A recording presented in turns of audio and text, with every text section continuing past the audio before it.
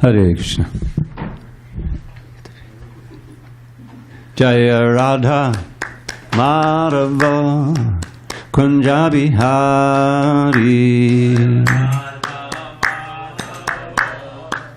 Kunja Bihari Jaya Radha Madhava Kunja Bihari Madhava Kunja Bihari Gopi Jana Vallabha Girivaradhari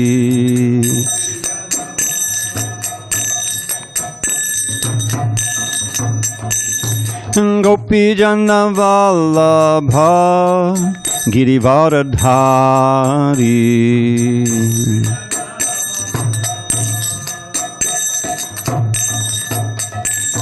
Yashodanandana Bhajana Ranjana Yashodanandana Bhajana Ranjana Yamuna Tira Vanachari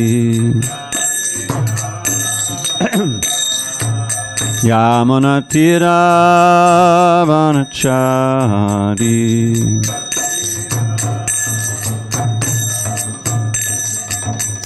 Jaya Radha Madhava Kunja Bihari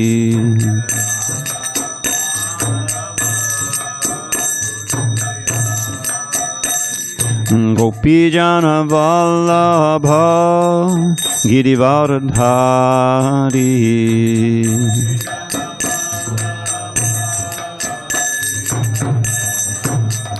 Jaya Gopi Jana Vallabha Girivaradhari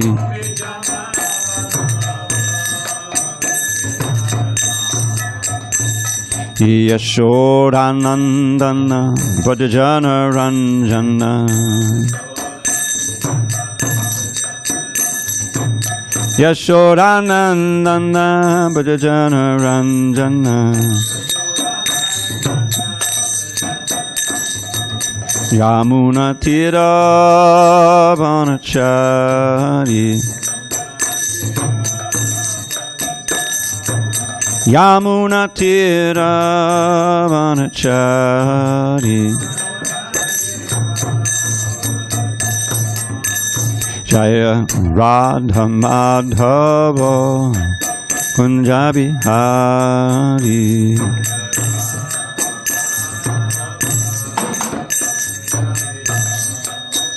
Jaya Radha Madhava Kunja Bihari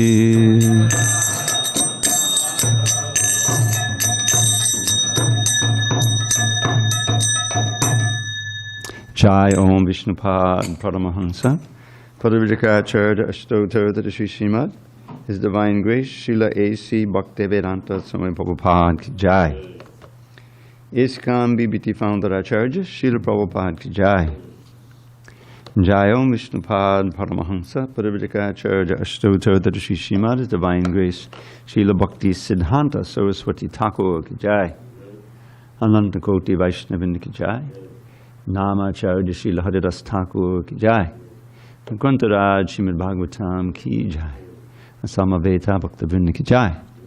All glories to the assembled devotees. All glories to the assembled devotees. All glories to the assembled devotees. All glories to Shri Guru and Gauranga.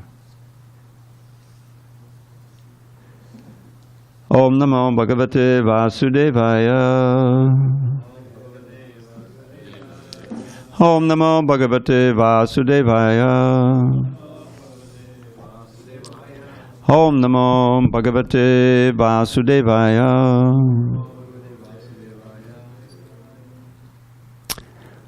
On this 17th day of April 2023 in San Diego, we're reading from Srimad Bhagavatam, translation and commentary by His Divine Grace A.C. Bhaktivedanta Swami Prabhupada.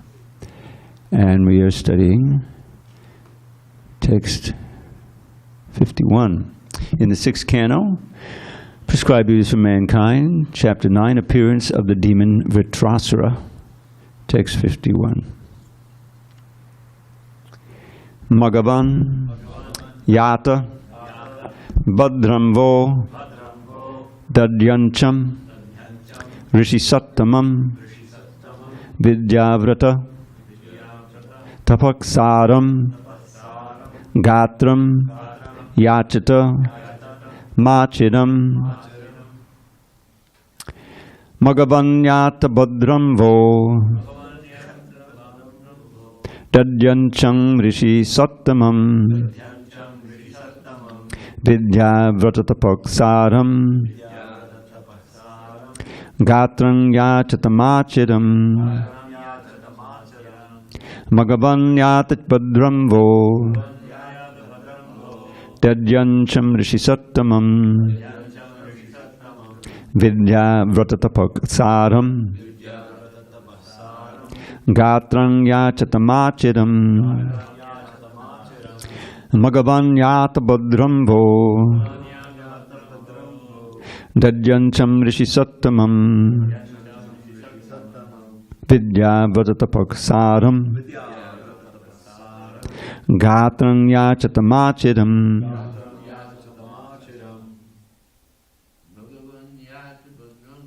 Magavanyata Bhadramvo Dadyancham Rishi Sattamam Vidyavrata Gatram Yachitamachiram Magavanyata Bhadramvo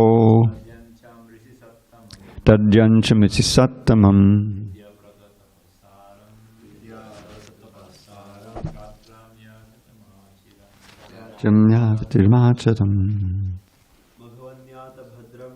Magavanyata Bhadramvo Dadyancham Rishi Sattamam Vidyavrata Tapaksaram Gatram Yachitamachiram. Anyone else? Magavanyata Bhadramvo Dadyancham Rishi Sattamam Vatapaksaram Gatram Yachitamachiram. Any Zoomers? Okay. Magavan, O Indra, Yata, Bhadram, good fortune. Vaha, to all of you. Dadyancham, to Dadyancha. Rishi Sattamam, the most exalted saintly person. Vidya, of education. Vrata, vow. Tapaha, and austerities. Saram, the essence. Gatram, his body. Yachita, ask for. Machiram, without delay. Okay. Translation. So this is Lord Narayan speaking, right? To Indra. O Magavan, Indra, all good fortune unto you. I advise you to approach the exalted saint Dadyancha, Dadichi. He has become very accomplished in knowledge, vows, and austerities, and his body is very strong. Go ask him for his body without delay. Purport. Everyone in this material world, from Lord Brahma down to the ant, is eager to keep his body comfortable. A pure devotee may also be comfortable, but he is not eager for such a benediction. Since Magavan, the king of heaven, still aspired for a comfortable bodily situation, Lord Vishnu advised him to ask Dadyancha for his body, which was very strong due to his knowledge, vows, and austerity. Okay, give me 1 second here. I'm going to read on. Sava adhikato dadhyan ashvibhyam brahmanishkalam yadva ashvashiro nama tayor amadatam vyadat. The saintly Dadyancha, who was also known as Dadichi, personally assimilated the spiritual science and then delivered it to the Ashwini Kumars. It is said that Dadyancha gave them mantras through the head of a horse. Therefore, the mantras are called Ashvashira. Ashvashira means the head of a horse. After obtaining the mantras of spiritual science from Dadichi, the Ashwini Kumars became Jivan Mukta, liberated even in this life. The following story is narrated by many acharyas in their commentaries, and you'll forgive me, there's a huge piece of Sanskrit here, which I won't chant. The great saint, this is translation, the great saint Dadichi had perfect knowledge of how to perform fruitive activities, and he had advanced spiritual knowledge as well. Knowing this, the Ashwini Kumars once approached him and begged him to instruct them in spiritual science, Brahma Vidya. Dadichi Muni replied, "I am now engaged in arranging sacrifices for fruitive activities. Come back sometime later." Close quote. When the Ashwini Kumars left, Indra, the king of heaven, approached Dadichi and said, "My dear Muni, the Ashwini Kumars are only physicians. Please do not instruct them in spiritual science. If you impart the spiritual science to them despite my warning, I shall punish you by cutting off your head." There's a lot of cutting off of heads in this thing. Close quote. After warning Dadichi in this way, Indra returned to heaven. The Ashwini Kumars, who understood Indra's desires, returned and begged Dadichi for Brahma Vidya. When the great saint Dadichi informed them of Indra's threat, the Ashwini Kumars replied, "Here's a solution. Let us first cut off your head and replace it with the head of a horse. You can instruct Brahma Vidya through the horse's head, and when Indra returns and cuts off that head, we shall reward you and restore your original head." Perfectly reasonable. Close quote. Since Dadichi had promised to impart Brahma Vidya to the Ashwini Kumars, he agreed to their proposal. Therefore, because Dadichi imparted Brahma Vidya through the mouth of a horse, this Brahma Vidya is also called Ashvashira. 53. I'll skip the Sanskrit. The Jancha's invincible protective covering, known as the Narayana Kavacha, was given to Tvashta, who delivered it to his son Vishwarup, from whom you received it. Because of this Narayana Kavacha, Dadichi's body is now very strong. You should therefore beg him for his body. No purport. When the Ashwini Kumars beg for Dadyancha's body on your behalf, he will surely give it because of affection. Do not doubt this, for Dadyancha is very experienced in religious understanding. When Dadyancha awards you his body, Vishvakarma will prepare a thunderbolt from his bones. This thunderbolt will certainly kill Vṛtrāsura because it will be invested with my power. No purport. When Vṛtrāsura is killed because of my spiritual strength, you will regain your strength, weapons, and wealth. Thus there will be all good fortune for all of you. Although Vṛtrāsura can destroy all the three worlds, do not fear that he will harm you. He is also a devotee and will never be envious of you. Now we understand. We'll learn how he is a devotee in the next portion of the Bhagavatam. Purport. A devotee of the Lord is never envious of anyone. What to speak of other devotees? As revealed later, Vṛtrāsura was also a devotee. Therefore, he was not expected to be envious of the demigods. Indeed, of his own accord, he would try to benefit the demigods. A devotee does not hesitate to give up his own body for a better cause. Chanakya Pandit said, "Sannimitte varam tyago vinashe niyate sati." After all one's material possessions, including his body, will be destroyed in due course of time.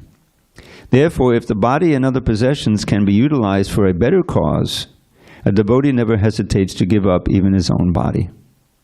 Because Lord Vishnu wanted to save the demigods, Vṛtrāsura, even though able to swallow the three worlds, would agree to be killed by the demigods.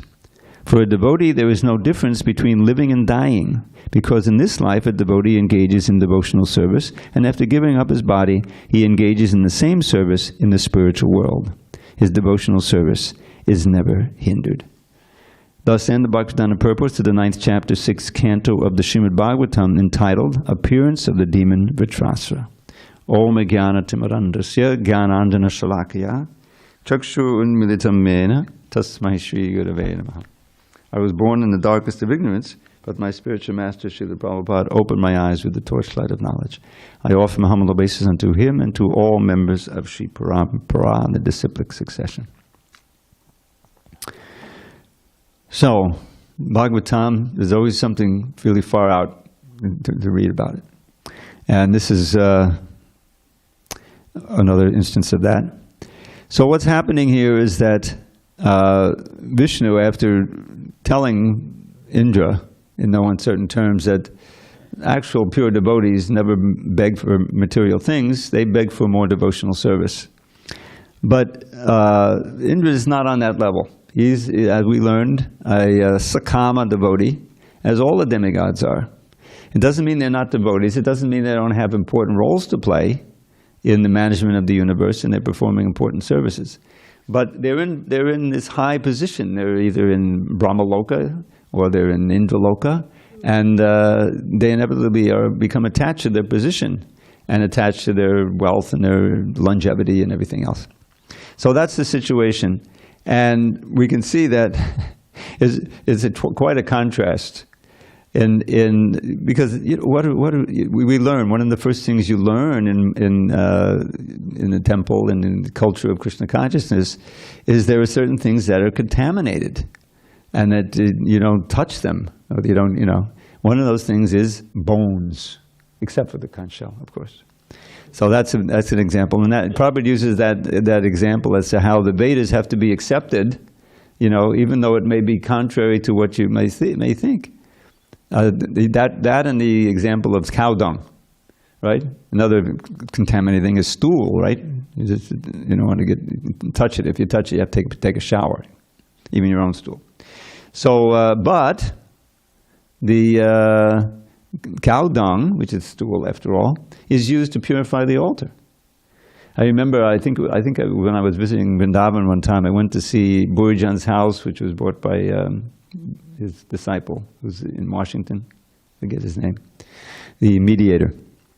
And so they had pasted the whole outside of the building with these patties of cow dung, because it's very auspicious, very cleansing like that. So you soon learn that's pure, that's purifying. And it's in the Vedas, this is important, it's in the Vedas, and then it has been proved by science that it has all antiseptic qualities.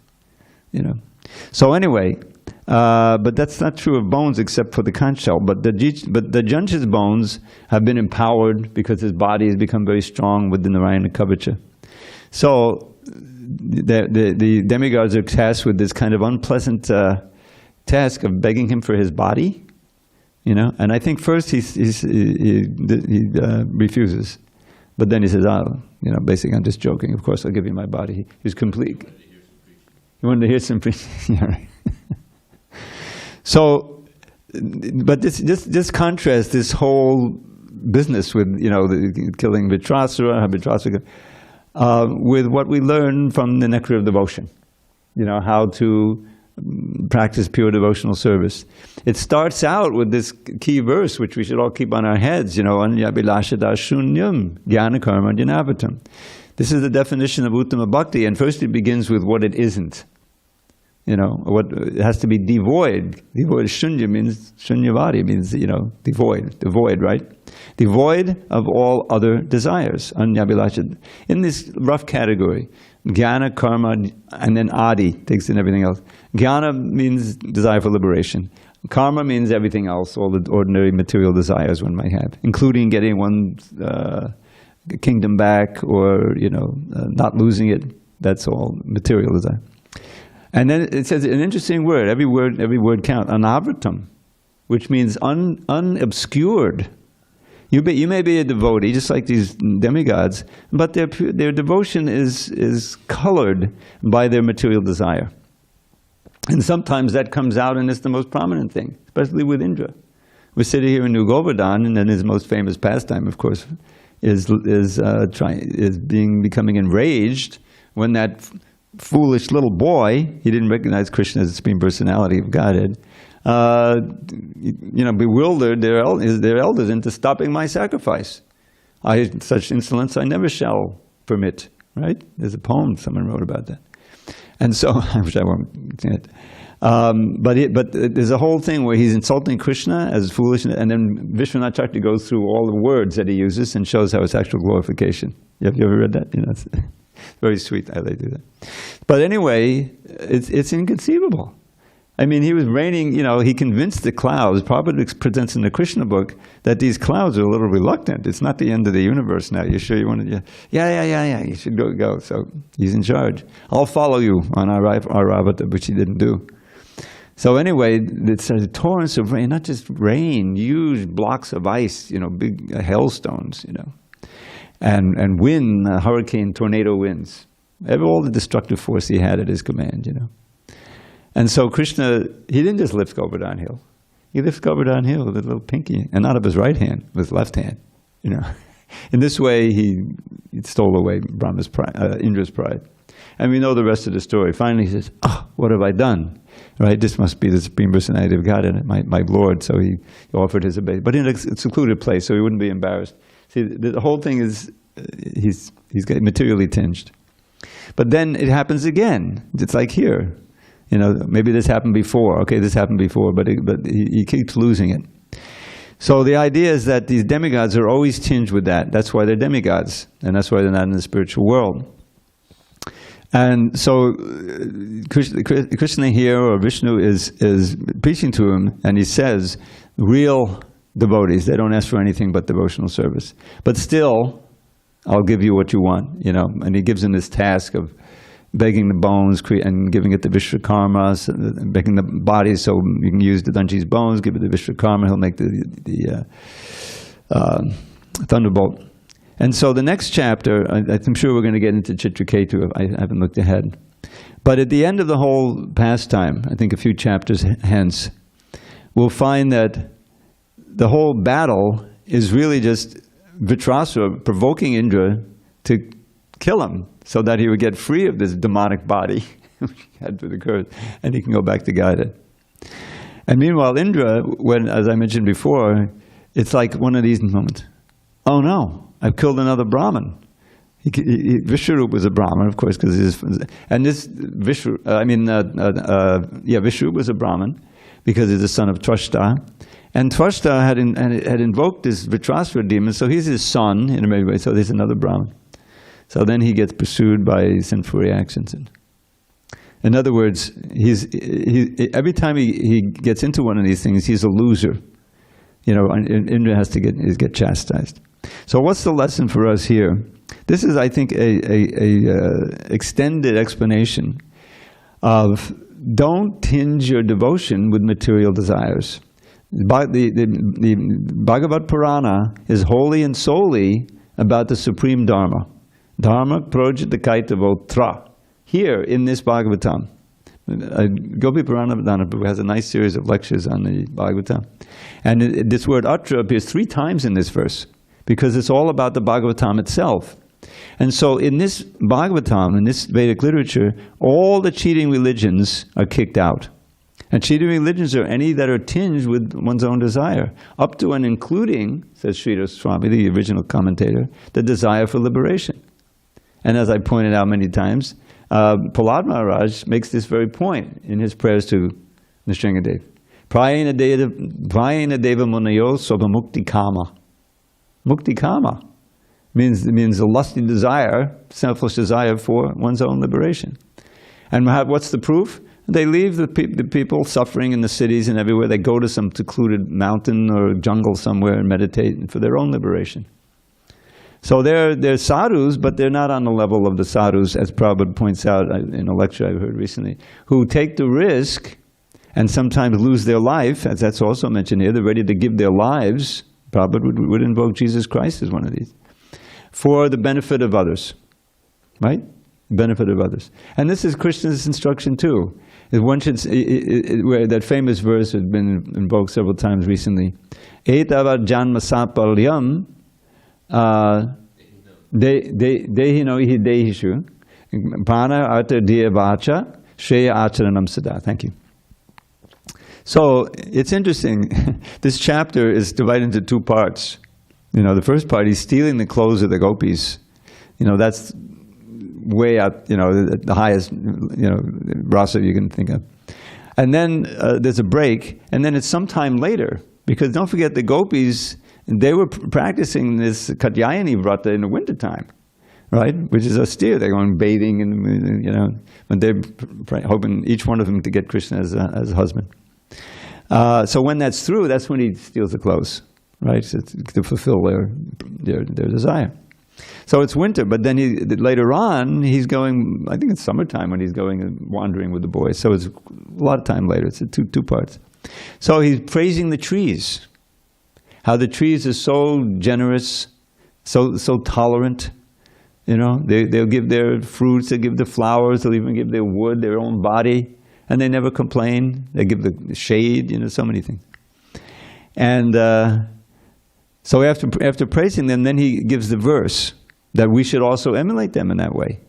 You know, I mean, what is that tree not pisuni chene? They're more tolerant than a tree. You know, so he says, "Etava janmasapalyam dehi nami dehishu." If one wants to achieve the real fruit of human life, this is of one's human birth, janmasapalyam dehi nami dehishu, then for the benefit of all the embodied souls, not just human beings, right? All the animals, the praja. Dehishu. One should dedicate one's life force, pranam, artha, wealth, diya, intelligence, and words for the benefit of others, for doing wealth to others. The life is there. If that's what it comes to, Prabhupada was certainly ready for that. He took his life in his hands when he got on that ship and he almost lost it. And other places too. I mean, I like to recount the time when it was the first Calcutta Pandal, early 70s. And these terrorists, these communist terrorists called Naxalites, they're probably still around, you know about that, they would kidnap wealthy men and they would, you know, ransom them and get so much money. Sometimes they would kill them. So it was dangerous, and they gave Prabhupada this note, you know, fly or die, you know. But Prabhupada didn't fly and he didn't die. They came into the tent, you know, Prabhupada is there. And so Prabhupada saw, you know, he recognized what was going on. I said, give him some nice seats, you know. So right away, he's like, disarm him, whoa, you know. And he was one of them. He's a Bengali, you know, so and he wasn't a rich man, you know. But the whole thing was, they were communists and this was religion, you know, that was the basis. So then Prabhupada, I understood he was chanting the Brahma Samhita, you know. And then he met with them, he gave him some prasad, you know. And then he began talking with them and said, we're practicing spiritual communism. From each according to his ability and to each according to his needs. That's one of the main, I memorized that when I was a kid. So what else is it to live in an ashram, you know, that's fully surrendered? All right, you know how to do this, you do this, and you'll get your needs, you'll get, you know, everything, you know, from each according to his ability. Anyway, he was able to disarm them by that. Otherwise, it could have been very dangerous. So this willingness to give one's body, you find that in the greatest saints.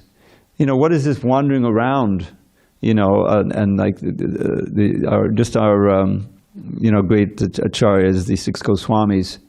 I mean, they're practically living on nothing. You know, the usual things that we, you know, our dwelling, you know, food, you know, they practically didn't eat, they've hardly slept. And yet they were writing, and excavating these places of pastimes. Why? And building temples. Sanatana Goswami, you know, when rich gentlemen would come, pious, they would say, yes, build a temple for Radha Govinda, build a temple for Madan Mohan, like that. So all of that, they're actually sacrificing their lives, even when they're alive, at every moment for the good of others. And Prabhupada showed that.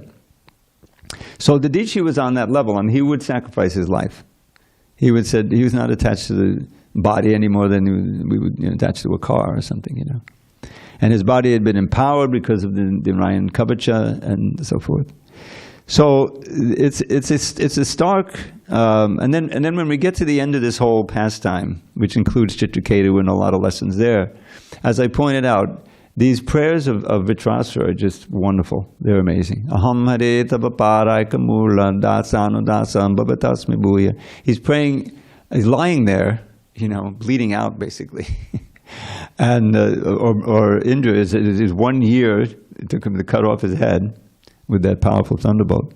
So he's uttering these prayers, And he's praying, when again will I have the association of the devotees so that all my words will be, glorifying you, and my activities, my senses, and all, be. In other words, he's praying for devotional service. Within that year, I'm sorry? Is this being chanted while he's within that year? I think so. Maybe it took a while to get to the windpipe. I don't know how. I'll check that. But it's definitely, he's lying on the, he's injured. He's been mortally injured. So, but they're so instructive. Even in that position, he's not begging, heal up my wounds or anything like that. He's thankful to go out. So this is the distinguishing quality of the pure devotees, who, as Prabhupada points out very, very cogently here, is that their service just continues. The great devotees, they've developed their rasa with Krishna. They're living on two planes. As long as the senses and the mind and everything is working, then they use the body for helping others to be devotees, to worshiping the Lord directly. But when that becomes impossible, because all machines break down, but while that's going on, they're also serving Krishna within their heart in Vrindavan, in their own specific Swarup Siddhi. You see, this is the highest development. So living on two planes like that. And eventually the external plane has to go. But the internal plane continues. And they're practically already back to Godhead. So that provides one a tremendous amount of, the ultimate vairagya. The Goswamis showed that. I love this verse. Forgive me, I chanted so much, but anyway, it's one of the 6 Goswami verses. Chakvatu namashesha mandala patishe ning sadat tuchavat bhutva dina ganeshiko kadunaya kopina kantashito gopi bhavada samartabda lahari kallola magno muhu vanderu basanatano goshi jiva gopalaka. So 3 of them were at the highest pinnacle of wealth and influence. Rupa Goswami, Sanatana Goswami, Raghunath Das Goswami. Now Raghunath Das was a little younger, I think.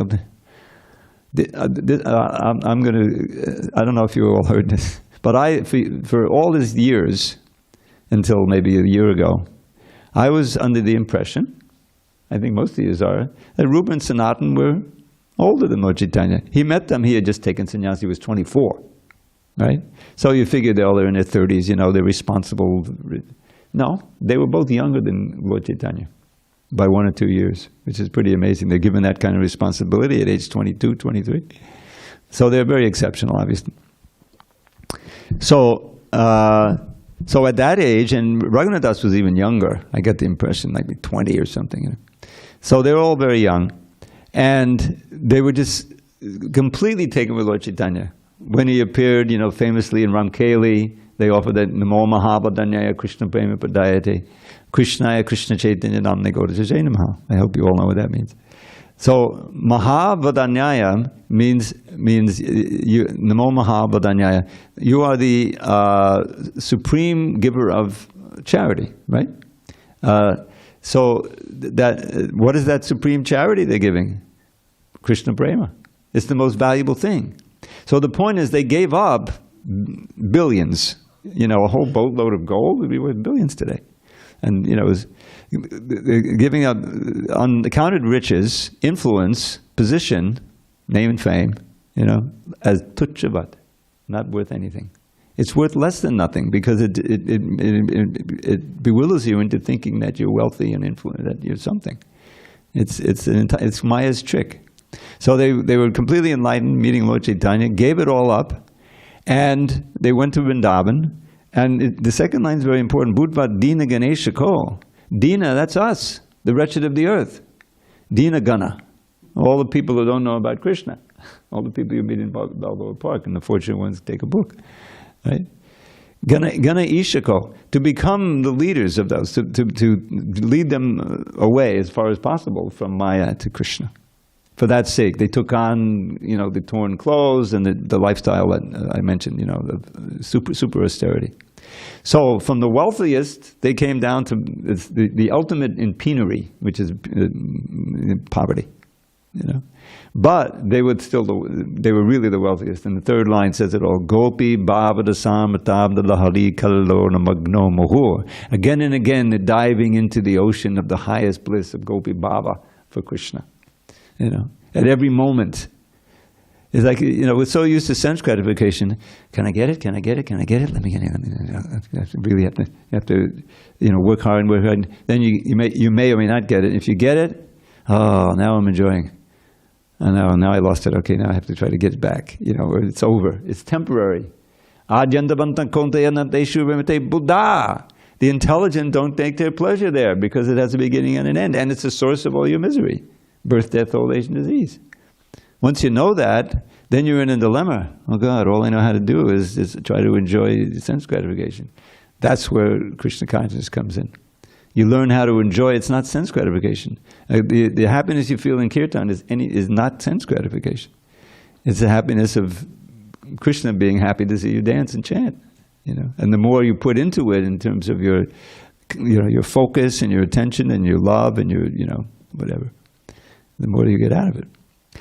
And so, but these demigods are far from that. They're thinking, oh, we got to get back our kingdom and get safety and everything. So this is a lesson for us: is that even the demigod, the great demigods, can suffer so much because they're attached. The attachment is the source of the suffering. And vairagya, is a basis for. It's not the whole thing, but it's the basis for pleasure in Krishna consciousness. They go together. By becoming attached to Krishna, by the process of devotional service, you automatically become detached. But you can also lose it. I think Yamunacharya is a good lesson for that. He was a nice brahmachari, and he was very learned in the Shastra, and he was advanced in the world. And then he had a debate with this court pundit. He's just a kid, and the court pundit had conquered this scholar. So everyone is saying, oh, there's no way, He says, well, he's pretty smart, So the king, he saw this nice brahmachari. I'll give you half the kingdom if you can beat him. He's sure there was no danger of that, And I forget all of that. I'm not going to go into He very cleverly defeated the pundit, got half the kingdom, but he kind of lost his, his eclipse. His devotion was eclipsed for a while, right? But then he got it back. By a friend came and brought him back, and then he became Yamunacharya, right? And the spiritual master Ramanujacharya, like that. And he wrote this famous verse, which I think appears twice in the Bhagavad Gita, if I'm not mistaken, at least once. Yadavadi mamacheta Krishna padadavinde namanamanasadhaman yuddhitam rantumasid tadavadi patanadi sangame smayamane bhavati mukhavikaru sustu nishtivanancha. I spied on it, Prabhupada says, he likes to say. So he's saying, ever since I have been enjoying moment by moment ever new pleasure by serving the lotus feet of Nandanandana, Krishna. Ever since that time, whenever, just by circumstance, the mind is, to bubble up. So I remember his times with, his harem. The king has all facility. I remember sex with a woman. My lips turned distaste, and I spit at the thought. I mean, generally, he's seeing it as disgusting. So that's means that he's at every moment he's tasting it. So this is the goal that we should have, is to purify by. So there's no danger. We're not even tempted anymore. All that we are is eager, to try to give people this nectar of Krishna consciousness, so they can also, come onto the side of light and prosperity. Otherwise, there's nothing in this material world. All of these ideas for improving things materially, I mean, just think of how strong the illusion is. They've known for years, since the 80s. Actually, this whole thing, how Exxon, who's this big oil company, their scientists knew for a fact that all of this burning of fossil fuels is going to mess up the atmosphere and cause all these problems. So what was their solution? Okay, what we have to do is what they did with the tobacco. The cigarette smoke makers for so long. We'll pay off the certain scientists, just like they paid off the doctors, to say, well, it hasn't been completely confirmed yet that cigarette smoke is dangerous to your health. And I remember seeing ads in Life magazine from when I was a kid, and they'd have a doctor dressed to in white and everything with a stethoscope, and to give authority. It has not, but smoking is not necessarily bad for you. For a long time, they had the idea that a little bit of drinking is okay for you. In fact, it's healthy. It's good for you to drink a few glasses of wine or beer, like that. Now, finally, they say, no, not at all. Any alcohol at all is damaging. Finally, they came out with the truth. So this is what Exxon's solution to the problem was. Because their whole focus is how we can keep making billions. They don't want people to start thinking, oh, we shouldn't be driving cars so much.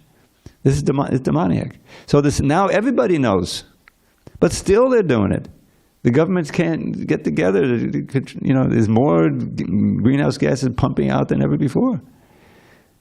And that's why we're sitting here, with the coat on at the beginning of spring in San Diego. Never happened before. It's changed. And I'm telling you, we had these rains. Oh, right, we got the rains. We filled up the reservoirs. Some lake that was dry is now back in the night. However, all that snow is sitting up in the mountains, ready to melt, cause huge floods. You'll see it happen in the next few weeks. So the idea is they know, but they don't know. You know that phrase, pashyati na pashyati? It's in the beginning of the second canto, where Shukadeva Goswami, the first 8 or 9 verses, there's a whole lesson there. If that's all you read, and you believe it, you'll go back to guide it. So he's saying, describing the materialist, Deha pattikaratradi shvatmasainyeshva sattvapi, tesham pamatton hadaram pashyan apina pashyati. So he's describing that the strategy of the materialists for defending against the onslaught of material energy. So they have various soldiers. The first is healthy body. I only eat organic, and exercise every day, so keep that health. So then your children, they can help you, your wife, and etc., other relatives. Adishu, atmasainyeshu, and of course your wealth, atmasainyeshu, these are your soldiers to protect the self. But there are satsu, they're also fallible, just as you are. So even though they know, it doesn't take very long to realize that your grandfather died and your father's going to die, and everybody dies. So you know it theoretically, but it doesn't register. So tesham pamattan nidanam, even though you know that all of them are fallible, they're all going to be blown away and they won't help you at all. Pashyanappi na pashyati, seeing but they don't see. The point is that you don't, in that modes of passion and ignorance, if something comes that's going to destroy your whole worldview or your whole idea, you'll just put it out of the mind or say, that can't be true. This in denial, this idea in denial. Everyone's in denial about death. We're thinking, oh, we got it made, now we were successful. For how long? Just be patient. Kalos miloka chayakrit pavidho. Krishna says in the Bhagavad Gita 11, I am time, come to destroy everyone. Mrityu savahara chama, as death I take everything away. So whatever assets you have in this world are actually the worst. To think of them as assets is the worst mentality. Because that attachment will bring you back again. You don't die, nobody dies. Even your body doesn't die, your subtle body. And that subtle body has all the records of all your unfulfilled desires and all the karma, back you come. So we've been doing it for millions of births. So the teaching here, as I've mentioned before, is ultimately we want pure devotion. That which is the whole point of the Bhagavad Purana. This is why Lord Chaitanya revered it, why he taught it. The basis of his whole movement was Bhagavad Purana. And so many times through the Bhagavatam, the glories of the holy name, chanting the holy name, Kalir Doshana Rajan. The last verse is about chanting the holy name. So it's good to see the whole sweep of the past and what the real lesson is, because they all have lessons. Said Maharaj just quoted, when he quoted that, he read that passage from the 12th canto, I was remembering working on that back in Miami. That was one of the, because we went for 11th and then 12th canto. And it wasn't so clear, this is Markandeya Rishi, he's suddenly in this ocean of Maya, and he's practically drowning, and then he sees this little island, and on the island is this banyan tree, and on one of the leaves is lying this little blue boy who's like sucking on his own toe. And that's Krishna. And then he breathes in, and he's drawn into the body of this little child, and comes out. It's quite a scene. But anyway, we have the Prabhupada's teachings and the Shastra as it is. So these stories, or these accounts, the histories, are fascinating in and of themselves, you know, but they always have a lesson to them. There's always a lesson, as we recall, you know, through fourth canto and Puranjan and all that we've been through. And the ultimate lesson is, you know, the essence of what we've been given, nectar of devotion. If you're really intelligent, then try to minimize your material needs and maximize your devotion to Krishna, following the principles that's been given by the Amnaya, by the Shastra as given through the disciplic succession. And then everything will be good. Okay, any discussion, questions, locally or remotely? Hare Krishna Prabhu, wonderful class. I like the point you said, minimize the material activities and maximize the devotional services. Thank you so much. Haribol, Danavari. Haribol. I don't know if anyone knows what her name means. Danava Ari. Servant, David Dasi, the servant of the enemy of the Danavas, who are a class of demons. The Daityas and the Danavas, famous race of demons. So she's a servant of Krishna, who's the enemy. Danavari. Not always true. Bhakti Joseph. Yeah. You talked about time. Time I am. I was raised that time heals all. You know, so if something happened yesterday, I'll get over it in time. Yeah. But you mentioned that also time is doing what to us? Destroying everything. Krishna says, Bhagavad Gita, it may heal, you know, superficially, but ultimately everything is destroyed. In other words, that this body gets healed. You know, we know that, right? I mean, that's one of the miracles. You know, I keep having these little cuts, and you put the chroma on, and in a couple of days it's healed up. So that's encouraging, but that's more Maya, really, because it's not really helping you. It's better to understand that the body is doomed, that it's a temporary vehicle, and that the only real use of it, I mean, the best use of it, the only real auspicious use, is for using it in Krishna's service. That's why I always like to chant this verse, which no one else knows. Twadanupatam kulayam idamapasurichivat chadaditaton maketu itepi atmanicha. This is a prayer of the one of the prayers of the personified Vedas. So they're saying, my dear Lord, this human form of body is perfectly suited for serving you. And when one uses it in that way, then you're very happy as a super soul, and you provide all guidance. And the body becomes like paraphernalia for service, and it becomes your best friend like that, you know. But alas, I